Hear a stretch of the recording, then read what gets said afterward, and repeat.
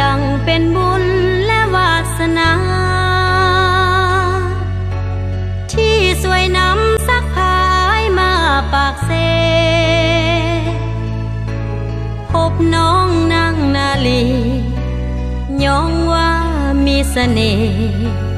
ดังจิตใจน้ำเสและดวงดอกไม้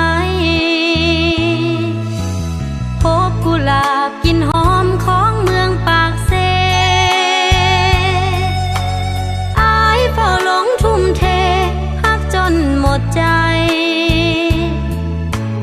น้องมอบใจประสานฮับเอาฮักอายฝากให้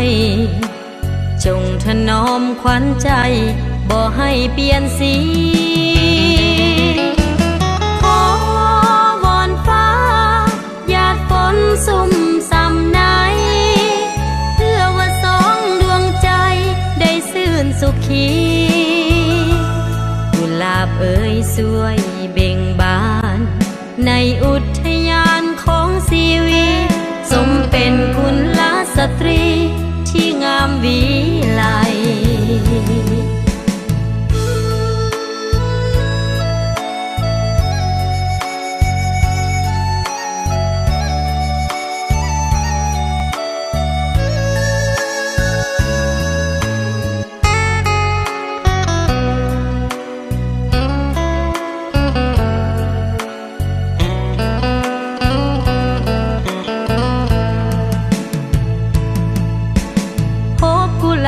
กลิ่นหอมของเมืองปากเซ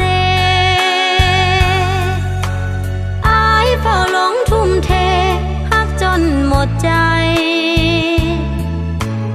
น้องมอบใจประสานฮับเอาฮักอายฝากให้จงถนอมขวัญใจบ่ให้เปลี่ยนสีขอวอนฟ้าหยาดฝนซุ่มซ้ำไหนเพื่อว่าสองดวงใจได้ซื่นสุขีกุหลาบเอ่ยสวยเบ่งบานในอุทยานของชีวิตสมเป็นกุลสตรีที่งามวิไลขอวอนฟ้า